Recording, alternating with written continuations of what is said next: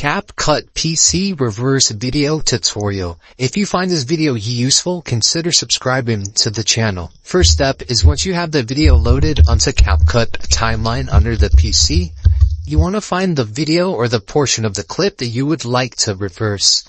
In this case, I'm clicking the video so it highlights the portion of the selected clip or the video on Capcut PC, and I'm extending it to the right.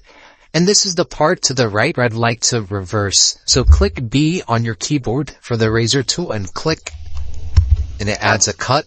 And then with this portion that is highlighted, make sure it is highlighted with the part of the video you want to reverse. I'm actually going to go a little bit further and add another cut. And then click on this portion of the video and click delete. And then this is the portion where I'd like to reverse. I'm going to click Ctrl C and then Ctrl V. So now it added a video to the second layer, as it's while still selected or highlighted. Now all you need to do to reverse the video is to go under right here and click reverse. So this is what this looks like.